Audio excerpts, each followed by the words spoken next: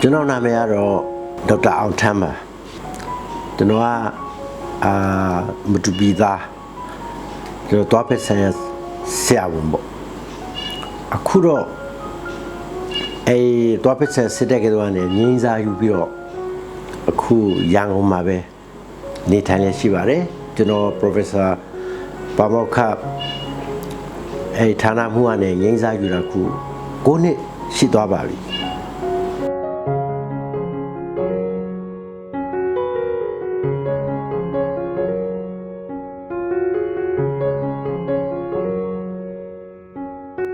ကျွန်တော်တော့မတူပီမြို့နယ်အန်ထောကြီးရွာမှာ1956နိုဝင်ဘာလ4ရက်မှာမွေးဖွားပြရတယ်ကျွန်တော်မှာမွေးဖက်ညီမ2ယောက်ရှိခဲ့တယ်နောက်ကျွန်တော်6နှစ်သားလောက်အရွယ်မှာမတူပီမြို့ကိုပြောင်းပြီးတော့မိဘနဲ့တူပေါ့မတူပီမြို့မှာနေထိုင်ခဲ့တယ်ကျောင်းတက်တာလည်းမတူပီမှာပဲကျောင်းတက်ခဲ့ပါတယ်အခုကျွန်တော်မိသားစုနဲ့ရအောင်မနေတဲ့ကမှာကျွန်တော်မျိုးသမီးရှိတယ်သားသမီး4ဦးထုံကားခဲ့တယ်ယောက်ျားလေး2ယောက်မိန်းကလေး2ယောက်ယောက်ျားလေး2ယောက်ထဲက1ယောက်ကတော့ကိုဗစ်ကြောင့်လွန်ခဲ့တဲ့နှစ်ကဆုံးပါသွားခဲ့ပါတယ်အခုကျွန်တော်မိသားစုအားလုံးကျွန်တော်လည်းပဲအတူတူရန်ကုန်မြို့မှာနေထိုင်ကြပါတယ်ကျွန်တော်မူလတန်းပညာကိုတော့မတူပီမြို့ကနေစခဲ့ပါတယ်10တန်းအောင်တဲ့ထိမတူပီမှာပဲကျောင်းနေခဲ့ပါတယ်ကျွန်တော်ပညာရေးနဲ့ပတ်သက်လို့ပြောရမယ်ဆိုရင်တော့ငယ်တော့ချင်းတော်မှာဗမာစကားပြောတဲ့အလေးထားမရှိတဲ့ခါကျတော့ကျွန်တော်အဖေကဗမာစကားတတ်အောင်ဆိုပြီးတော့ကျွန်တော်ကိုတငယ်တန်းမတက်ခင်ဘုံကြီးကျောင်းမှာတစ်နှစ်ထားခဲ့ပါတယ်အဲ့ဒီဘုန်းကြီးကျောင်းကနေတစ်နှစ်ပြီးတဲ့ခါကျမှကျွန်တော်တို့အစိုးရကျောင်းကိုပြန်တက်တဲ့ခါကျတော့တငယ်တန်းမတက်တော့ဘဲနဲ့ပထမတန်းကနေစပြီးတော့ပညာသင်ခဲ့တယ်ပထမတန်းနဲ့10တန်းအထိနှစ်တိုင်းအောင်ခဲ့တယ်10တန်းကိုတော့1995ခုနှစ်မှာဂုံထူး၄ဘာသာနဲ့ကျွန်တော်မတူပီအထက်ကနေအောင်မြင်ခဲ့ပါတယ်အနေပဲတွားပစ်ဆန်စေတဲ့ကတူကိုဝင်ခွင့်ရခဲ့ပြီးတော့ရန်ကုန်မြို့တွားပစ်ဆန်စေတဲ့ကတူမှာတွားပစ်ဆန်စေပညာဘွဲ့ကို1982ရခဲ့တယ်1983ရန်ကုန်မြို့တွားပစ်ဆန်စေတဲ့ကတူနဲ့စေုံကြီးမှာအလုပ်တင်ဆရာဝန်နေနဲ့လုပ်ခဲ့ပြီးတော့ကျောင်းပြီးသွားတဲ့ခါကျတော့အဲ့ဒီခေတ်အခါတော့အားလုံးသိတဲ့အတိုင်းပဲအစိုးရလို့ရဖွင့်ဒါမှခက်ခဲတယ်ကျွန်တော်လည်းဘာလို့မှမသိဘူးခဏလေးချင်းတော်ကိုပြန်လာတယ်ဆယ်ရန်ကျောင်းသားတွေအတွက်ကျူရှင်တစ်နှစ်နီးပါးလောက်ဖွင့်ပြီးတော့စာပြရသေးတယ်အဲ့ကနေတစ်ဆင့်ကျွန်တော်အစိုးရအလုပ်ခေါ်တဲ့ခါကျတော့ကျွန်တော်အစိုးရအလုပ်ကိုဝင်လျှောက်တဲ့ခါကျတော့အစိုးရလို့ရပါတယ်အစိုးရရုပ်အလုပ်ကိုပထမဆုံးမင်းသားမြို့မှာ posting ကြခဲ့ပါတယ်မင်းသားမြို့မှာ1985ကနေ1989ထိပေါ့၄နှစ်တိကျွန်တော်မင်းသားပြည်သူစေယုံမှာတွားပဲဆိုင်ရာဆရာဝန်နေနဲ့အမှုထမ်းခဲ့တယ်အဲ့ဒီကနေကျွန်တော်88အရေးခင်းပြီးတဲ့ခါကျတော့ဒီတိုင်းကြိုက်လက်မြို့ကိုပြောင်းခဲ့ပါတယ်တစ်နှစ်လောက်နေတဲ့ခါကျတော့ကျွန်တော်ဂျပန်နိုင်ငံကိုအစိုးရကပညာတော်သင်အနေနဲ့ကျွန်တော်ကိုစီလွှတ်တယ်စီလွှတ်ပြီးတော့ဂျပန်နိုင်ငံမှာ9နှစ်တိကျွန်တော်တွားပဲဆိုင်ရာပါရဂူဘွဲ့ကိုတက်ခဲ့ပါတယ်ဆိုတော့1991ဧပြီလမှာကျွန်တော်ဂျပန်ပြည်ကိုစသွားခဲ့တယ်နောက်ပြီးတော့1996 March လ31ရက်နေ့မှာကျွန်တော်ဗမာပြည်ကိုပြန်ရောက်ခဲ့တယ်ကျွန်တော်ဂျပန်မှာပါရဂူဘွဲ့တက်ခဲ့တဲ့တက္ကသိုလ်ကတော့နာဂါဆာကီတွားပဲဆန်စစ်တက္ကသိုလ်ဖြစ်ပါတယ်ဆိုတော့အားလုံးပေါင်း9နှစ်တိဂျပန်ပြည်မှာကျွန်တော်ပါရဂူဘွဲ့အတွက်အချိန်ကုန်ခဲ့တယ်မာပြည်ပြန်ရောက်တဲ့နောက်ပိုင်းမှာတော့ကျွန်တော်တို့ရန်ကုန်မြို့တွားပဲဆန်ရစစ်တက္ကသိုလ်မှာဆက်လက်ပြီးတော့စာပြပုဂ္ဂိုလ်အနေနဲ့တာဝန်ထမ်းဆောင်တယ်အဲဒီမှာ စာပြပုဂ္ဂိုလ်နဲ့တန်ထမ်းဆောင်ရင်းနဲ့ရာထူးကတဖြည်းဖြည်းတက်လာပြီးတော့နောက်ဆုံးကတိကအနေနဲ့ကျွန်တော်ကတိကဌာနမှုအနေနဲ့မန္တလေးသွားပစ္စံစစ်တိုက်သူကိုပြောင်းခဲ့တယ်မန္တလေးမှာ8 နှစ်ဘာမောခဌာနမှုအနေနဲ့အဲ့ဒီမှာအလုံးလုံးပြီးတော့အဲ့ဒီကနေအငိမ့်စားယူရတာဖြစ်ပါတယ်စောစောကပြောခဲ့တဲ့အတိုင်းပဲကျွန်တော်က1985ခုနှစ်ကနေကျွန်တော်အစိုးရလို့ကိုစပြီးလုပ်ခဲ့တယ်ပထမဆုံးလုပ်တာတော့မင်းတပ်ဆေးရုံနောက်ပြီးတော့ဂျပန်မြို့ပြင်ရတော့တဲ့ကြိုက်လက်မြို့ကိုပြောင်းခဲ့တယ်ကြိုက်လက်ကနေမှကျွန်တော်ဂျပန်ပြည်ကိုရောက်သွားတယ်ဂျပန်မြို့က9 နှစ်နေတယ်ပြန်လာတယ်သွားပစ်ဆိုင်မှာစစ်တဲ့ကတူသွားပစ်ဆိုင်စစ်တဲ့ကတူရန်ကုန်မှာပဲစာချပုဂ္ဂိုလ်နဲ့နေခဲ့တယ်အဲဒီမှာနေရင်2008ကျမှကျွန်တော်မန္တလေးကိုပရမပြောင်းတော့ခတိကဌာနမှုပေါ့အဲ့ဒီခတိကဌာနမှုကနေတဆင့်ပွဲလုံးခတိကဌာနမှုအဲကနေပါမောက္ခဌာနမှုဆိုပြီးတော့ရာထူးတက်ပြီးတော့ပြင်ဆင်ယူတဲ့အထီးပေါ့ဆိုတော့ကျွန်တော်လှုပ်တဲ့အစိုးရလှုပ်တဲ့ကန်အနှစ်30တိတိဆိုရအတွက်ကျွန်တော်လုပ်ခဲ့တယ်ကျွန်တော်ဆိုရလို့စင်မလဲတတ်နိုင်ဆုံးတတ်တဲ့ပြည်ရနဲ့ကောင်းဆုံးကျွန်တော်ကျောင်းသားတွေကိုတွားပစ်ဆိုင်ရဆရာဝန်ကောင်းတွေဖြစ်မြောက်ဖို့အတွက်လေ့ကျင့်ပေးခဲ့တယ်ကျွန်တော်ပြင်ဆင်ယူပြီးတဲ့နောက်ပိုင်းမှာလဲအခုကျွန်တော်ဆက်လက်ပြီးတော့ဒီစာသင်ပေးတဲ့အလုပ်ကလုပ်နေဆဲပါအခုကျွန်တော်training center ကျွန်တော်ထောင်ထားတယ်အဲဒီမှာ training center မှာကျွန်တော်သွားဖြစ်ဆိုင်ရဆရာဝန်ဒီကိုယနေ့တိုင်းကျွန်တော်သင်တန်းပေးနေတယ်ကျွန်တော်ပေးတဲ့သင်တန်းကတော့ clinical skill training ပေါ့နော် clinical skill training တကယ်စေကမ်းမှာလူနာတွေကိုအခက်ခဲတွေကိုကြော်လွှားနိုင်ဖို့အတွက်သွားဆရာဝန်တွေကိုထပ်ဆင့်ပြီးတော့ကျွန်တော်လေ့ကျင့်ပေးတယ်နောက်ဆုံးပေါ်နီးစနစ်လေးတွေအဲ့ဒါတွေကိုကျွန်တော်လေ့ကျင့်ပေးတယ်နောက်ပြီးတော့ဟိုးတော့အစိုးရလို့လုပ်ခဲ့စင်တော့ကတော့ကျွန်တော်က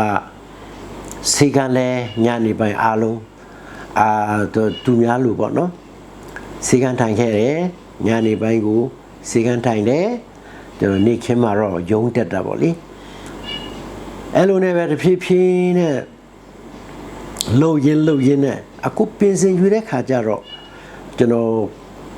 ကိုပိုင်စေခန်းတစ်ခုအခုဆိုရင်တော့ရအောင်မှာကိုပိုင်စေခန်း2ခုလှုပ်ထားပါတယ်ကျွန်တော်ကိုပိုင်စေခန်းမလှုပ်ခင်တော့ကျွန်တော်စေခန်းက SSC မှာအဓိကထိုင်ခဲ့တယ်ရန်ကုန်မြို့ SSC မှာထိုင်ပြီးတော့နောက်ကိုပိုင်စေခန်းနဲ့တွဲပြီးတော့ထိုင်တယ်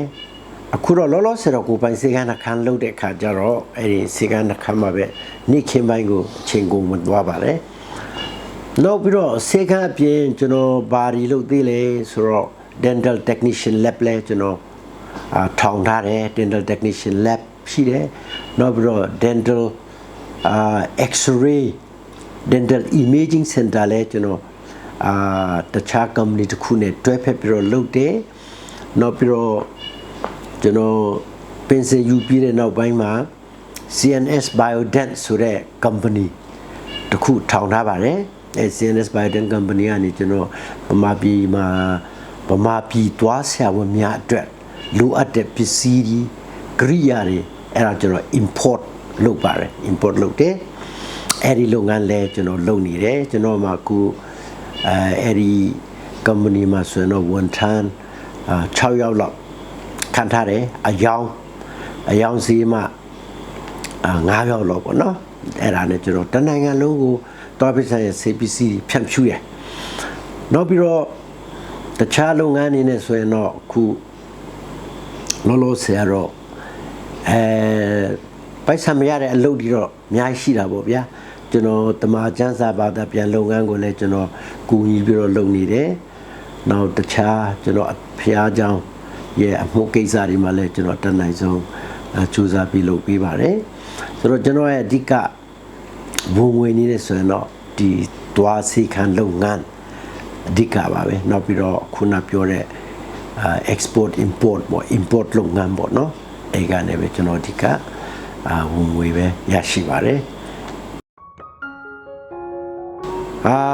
ကျွန်တော်ရဲ့ပြန်ရေးလန်ခရီးဟာပြောရမယ်ဆိုရင်တော့အင်မတန်မှကြမ်းတမ်းခက်ထန်တယ်လို့ပြောရရင်တော့မမှားဘူး။ဘာကြောင့်လဲဆိုတော့ကျွန်တော်တို့မတူပီချင်းပြည်နယ်မတူပီဆိုတဲ့အင်မတန်မှဝေးလံခေါင်းပါတဲ့ဒေသဖြစ်တယ်။ဆရာမမပြည့်စုံတဲ့နေရာဖြစ်တယ်။စာအုပ်စာတမ်းမပြည့်စုံတဲ့နေရာဖြစ်တယ်။ကျွန်တော်တို့မူလတန်းကျောင်းသားဘဝတုန်းကကျွန်တော်တို့ကိုစာသင်ပေးတဲ့ဆရာတွေက၄တန်းအောင်အဆင့်တွေကကျွန်တော်တို့ကိုပြန်သင်ရတာဖြစ်တယ်ကျွန်တော်မှန်မှန်ရရပြောရမယ်ဆိုရင်ကျွန်တော်တို့ကျောင်းမူလတန်းကျောင်းသားအလယ်တန်းကျောင်းသားဘဝတုန်းကကျွန်တော်တို့မတူပီမှာဆရာမရှိတဲ့အတွက်လွှတ်သမားတွေကိုတော့မှကျွန်တော်တို့ဆရာလုပ်ဖို့အတွက်ခေါ်ပြီးတော့ကျွန်တော်တို့မြန်မာစာကိုသင်ခံရတဲ့အခြေအနေမျိုးရှိခဲ့ပါတယ်ဆိုတော့ကျွန်တော်ရဲ့ပညာရေးလမ်းကြောင်းမှာကျွန်တော်အဖေကိုတော့အများကြီးကျေးဇူးတင်ရမှာဖြစ်ပါတယ်ကျွန်တော်အဖေကတော့သူစာအုပ်ထဲကစာကိုမှန်ဖတ်ခိုင်းတယ်ကြက်ခိုင်းတယ်သူအဲ့ဒီတိုင်းပဲဆိုတော့ကျောင်းကဆရာကိုတိတ်အားမကူပဲနဲ့ကိုယ့်အကိုလေ့လာဖို့အတွက်ကိုကျွန်တော်ငငယ်ကလေးကနေကျွန်တော်အဖေကတင်ပေးခဲ့ပါတယ်ဆိုတော့ကျွန်တော်ရဲ့အဓိကဒီငငယ်တွေကနေအခြေခံကောင်းတစ်ခုရရှိဖို့အတွက်ဆိုရင်အရေးကြီးဆုံးကဘာလဲဆိုရင်မနေ့ဖြတ်သင်မဲ့စာကိုဆရာမတွေမသင်ခင်ကလေးကကျွန်တော်ကြိုဖတ်ထားပြီးအဲ့ဒီအတိုင်းပဲတောက်လျှောက်သွားခဲ့တယ်ကျွန်တော်တက္ကသိုလ်ရောက်တဲ့အထိအဲ့ဒီစနစ်ကိုကျင့်သုံးတယ်ကျွန်တော်တို့မတူပီအားလုံးတည်တဲ့အတိုင်းပဲအဲ့ဒီခေတ်ခါတော့ကျူရှင်ဆိုတာလည်းမရှိဘူးဆိုတော့ဆရာတင်တဲ့အတိုင်းပဲကျွန်တော်တို့လိုက်တင်ဒီစာအုပ်ကိုပဲဆရာနော်ဒီကကျွန်တော်တို့မရှိတဲ့ဆရာကိုပဲဆရာအဲ့ခါကျတော့ကျွန်တော်တို့ကသူများမြုပ်နေတယ်နဲ့နိုင်လို့မရပါဘူးကိုနီးကိုဟန်နဲ့ချိန်မှန်လေးနဲ့စနစ်တကျလေးနဲ့ကိုယ့်အကူကြိုးစားမှဆယ်တန်းဆိုတာကောင်းအောင်နိုင်မှာဖြစ်တယ်ဆိုတာကိုကျွန်တော်အစိုးရကငငယ်ကလေးသဘောပေါက်တယ်အဲ့ဒါကြောင့်ကျွန်တော်အလဲတန်းရောက်တဲ့ခါကျရင်ကျွန်တော်ရဲ့တနစ်စာကိုကျွန်တော်တေချာမတက်ဘဲနဲ့အတန်းမတက်ဖို့အဲ့ဒါကျွန်တော်ရဲ့ခံယူချက်အတန်းတန်းကိုကျွန်တော်တေချာပိုင်စာတက်ပြီးမှကျွန်တော်နောက်တန်းကိုတက်ရတာဖြစ်ခဲ့ပါတယ်ဆိုတော့ကျွန်တော်တို့ခေတ္တကကိုရန်နဲ့ဆရန်နှစ်ဘာသာပေါင်းပြီးတော့ကျွန်တော်တို့ဆရန်နဲ့မှဖြေရတယ်ဆိုတော့အဲ့ဒီကိုရန်နဲ့ဆရန်စာကိုတပြိုင်တည်းဖြေရတာဖြစ်တဲ့အတွက်ကျွန်တော်ကိုရန်ကလေးကဆယ်ရန်အတွက်ကိုကြိုတင်ပြင်ဆင်ထားပြီးဖြစ်ပါတယ်ဆိုတော့ကျွန်တော်ရဲ့ဆယ်ရန်အောင်ဖို့အတွက်အထောက်အကူပြုတဲ့အရာကတော့ဘာလဲဆိုရင်အဓိကကျွန်တော်မေခွန်းဟောင်းဆယ်နှစ်စာမေခွန်းဟောင်းကိုကျွန်တော်ကိုယ်တိုင်ပဲဖြေပြီးတော့အဲ့ဒီ textbook ကိုကြည့်ပြီးတော့အဲ့ဒီဆယ်နှစ်စာမေခွန်းကိုကျွန်တော်အရင်ဆုံးအကုန်ဖြေလိုက်တယ်အဲ့ဒီစနစ်စာမေးခွန်းကိုကျွန်တော်လေ့ကျင့်ပြီးတော့ကြက်တယ်အဲ့ဒီနည်းနဲ့ပဲကျွန်တော်တို့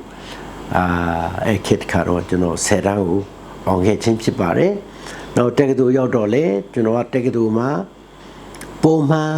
စာကလေးကြည့်လိုက်တယ်နောက်ဆုံးနှစ်ရောက်တဲ့အထိကျွန်တော်တစ်နှစ်မှမကြာခဲ့ပါဘူးအဲ့ဒီမှာခုနပြောတဲ့အတိုင်းပဲစာကိုကျွန်တော်ကြက်ခဲ့တဲ့အခါမှာ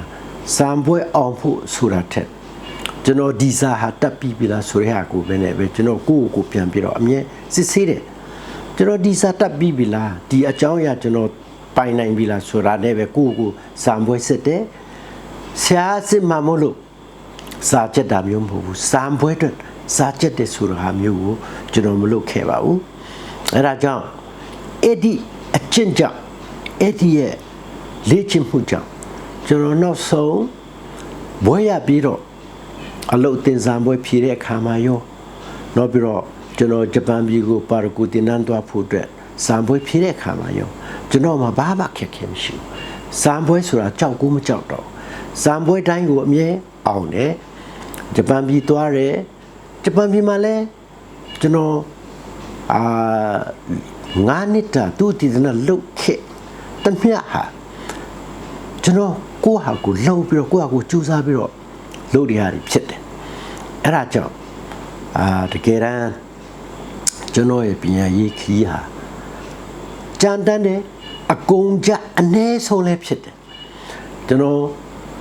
ပရမတ်တန်းကနေဆယ်ရန်အောင်တဲ့ဒီကျူရှင်တဲ့အတွက်တပြားတစ်ချက်မှမကုန်ဘူးနောက်ပြီးတော့ရန်ကုန်တက္ကသိုလ်ရောက်တဲ့ခါမှာလဲကျွန်တော်တက္ကသိုလ်ကျောင်းပြီးတဲ့ဒီသူများတွေလို့မိဘတွေကပိုက်ဆံမြင်းမြင်းစားလည်းမပူပါဘူးရှိတဲ့ပိုက်ဆံလေးနေတယ်ပဲကျွန်တော်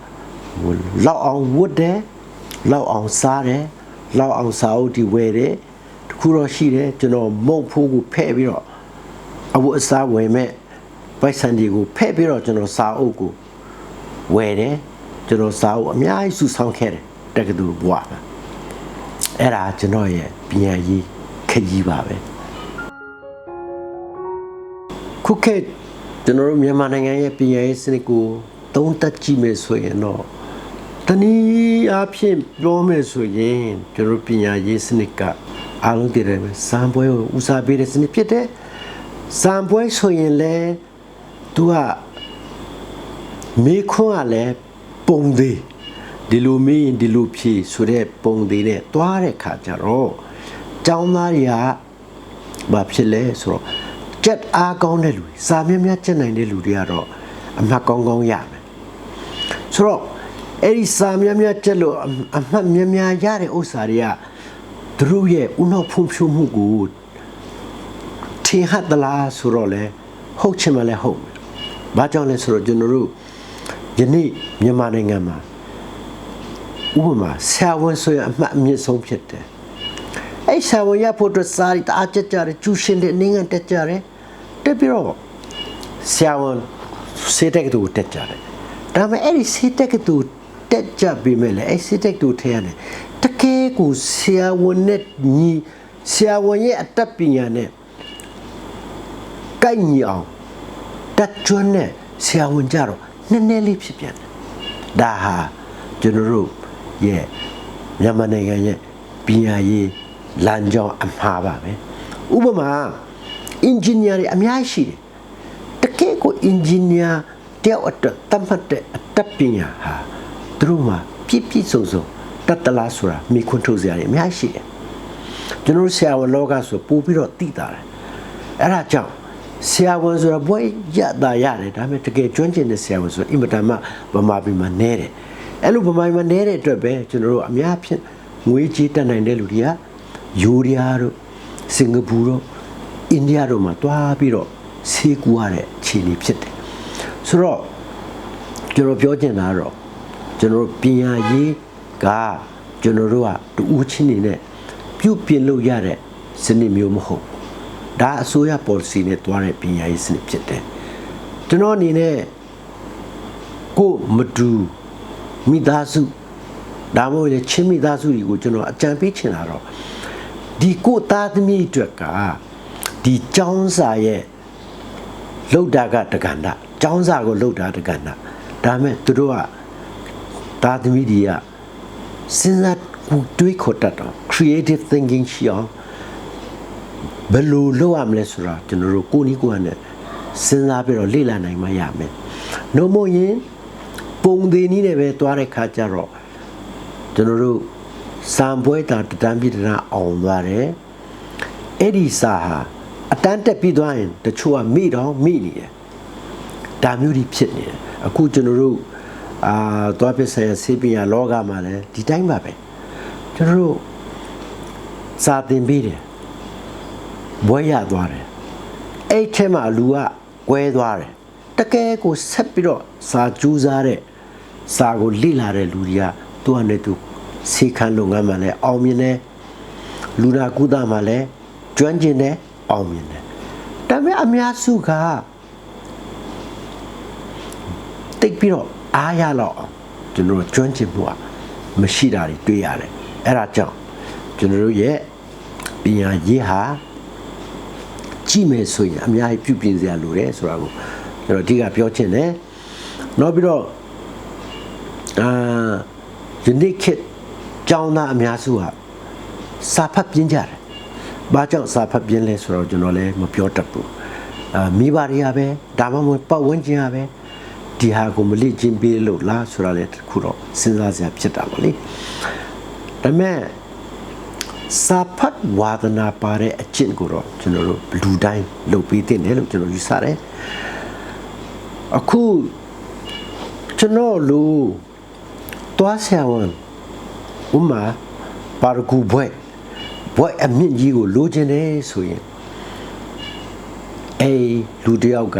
သူ့မှာပေးဆက်ရမယ့်ဟာလေးတွေအများကြီးရှိတယ်။ဘာရှိလဲဆိုတော့နံပါတ်1စာကြိုးစားရမယ်။စာကိုပိုင်နိုင်ရှိရမယ်။ဒါတင်မကသေးဘူး။အဲ့ဒီပါရဂူဘွဲယူနိုင်တဲ့လမ်းကြောင်းကိုလည်းသိဖို့လိုတယ်။အခုဆိုရင်ကျွန်တော်တို့ခေတ်တုန်းကနိုင်ငံခြားမှာပြင်ရတော့တင်သွားတော့မယ်ဆိုရင်အစိုးရကစီလွှတ်မှပြင်ရတော့တင်သွားရတယ်လို့နားလဲခဲ့တကယ်တော့မဟုတ်ပါဘူးကျွန်တော်ကိုယ်တိုင်ဂျပန်ကိုသွားပြီးတော့ပါရဂူတင်တန်းတက်တဲ့ခါကျမှကျွန်တော်လူပဲနိုင်ငံခြားနဲ့ပါရဂူတင်တန်းတက်မဲ့လူတွေအများကြီးကိုတွေ့တဲ့ခါမှာမေးလိုက်ရင်သူတို့ကအစိုးရလွှတ်တာနည်းနည်းလေးအစိုးရမလွှတ်ဘဲနဲ့သူတို့နီးသူတို့ဟန်နဲ့လမ်းကြောင်းရှာပြီးတော့ကျွန်တော်တို့ဒီမှာဂျပန်ပြည်ပါရဂူလာတက်ကြတာဒါကြောင့်ကိုနီးကိုဟာနဲ့တက်တဲ့နီလန်ဒီရှိသလိုခုနလိုကအစိုးရလမ်းကြောင်းကနေသွားတဲ့နီလန်ဒီလည်းရှိပါတယ်ခုဗမာပြည်မှာဆိုရင်သွားဆရာဝန်တယောက်ဥမာပါရဂူသွားမယ်ဆိုရင်အစိုးရလိုလုပ်ပြီးမှသွားမလားအစိုးရမလုပ်ဘဲနဲ့ပါရဂူတင်တန်းသွားမလားအဲ့ဒီလမ်းကြောင်းတွေကအများရှိတယ်အဲ့ဒီလမ်းကြောင်းတိုင်းသွားဖို့လိုတယ်တခုတော့ရှိတယ်ကျွန်တော်တို့မတူသားတွေရဲ့အားနည်းချက်ကဘာလဲဆိုရင်ဒီ source တစ်ခုကိုဘယ်လိုရှာမလဲဥပမာဒီပညာရပ်တစ်ခုကိုလိုက်စားမယ်ဆိုရင်ဘယ်သူကိုချင်းကပ်ရမလဲဘယ်လိုလိုက်သွားမလဲဘယ်လမ်းကြောင်းနဲ့သွားမလဲဆိုတော့ရှာဖွေတဲ့နီလာတိတ်ပြီးတော့သူတို့မဆက်စုကြဘူးပေါ့နော်တိတ်ပြီးတော့လည်းမရှာကြဘူးအခုကြည့်လိုက်မယ်ဆိုရင်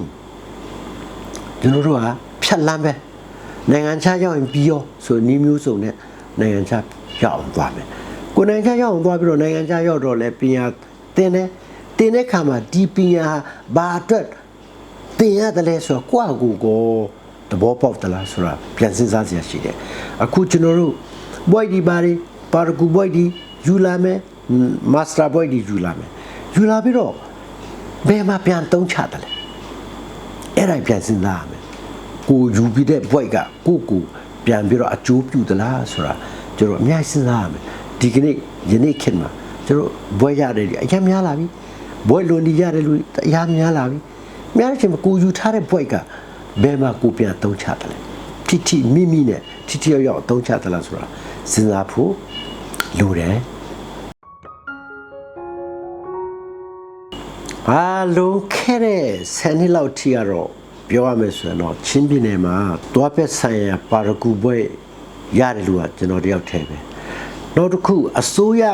ဌာနဆိုင်ရာနဲ့အစိုးရနိုင်ငံတော်ကနေဆေလွှတ်ပြီးတော့တွားပက်ဆိုင်ရာပါရဂူဘွဲရယူတဲ့တွားပက်ဆိုင်ရာဆရာဝန်ထဲမှာချင်းဆရာဝန်ထဲမှာဆိုရင်လည်းကျွန်တော်တယောက်ထဲပဲရှိပါတယ်ယနေ့အထိပေါ့နော်ဆိုတော့မကြာသေးခင်ကလွန်ခဲ့တဲ့10နှစ်လောက်ပေါ့နော်ကျွန်တော်အဲ့ဒီကလေးမျိုးတဟန်ဖက်ကလူဖြစ်မဲ့ထင်တယ်ဒါပေမဲ့တို့အခုတော့ရအောင်ပါပဲမိဘတွေရောအခြေချကြတဲ့အတွက်တို့ကအဲ့ဒီမန်လီယာနဲ့ကျွန်တော်တပည့်ပဲအကြောင်းကျွန်တော်လက်ထက်ကနေကြောင်းပြီးသွားတဲ့တဟန်ဖက်ကလူဆိုင်သူကတယောက်ကိုကျွန်တော်ဂျပန်ကိုတွားပစ်ဆိုင်ရာပါရဂူဘွဲတက်ဖို့အတွက်ကျွန်တော်တိုက်တွန်းပြီးတော့စီလွတ်ခဲ့တယ်သူကကြောင်းပြီးသွားပြီအခုတော့ကျွန်တော်ရန်ကုန်မှာပဲသူစေခန်းနေပါဖွင့်ပြီးတော့လုံနေတယ်သူကတော့အပြင်ကနေသွားတာအစိုးရဝန်ထမ်းမဟုတ်ဘူးအပြင်ကနေခုနကျွန်တော်ပြောတယ်ကိုနီကိုကနေသွားတဲ့လမ်းကြောင်းနဲ့သွားတာဖြစ်တယ်အခုကျွန်တော်တို့မတူသားထဲမှာဆိုရင်သွားဆရာဝန်ဖြည်းဖြည်းများလာပါပြီကျွန်တော်သိတဲ့လောက်ဆိုရင်အခု ကျွန်တော်အပါအဝင်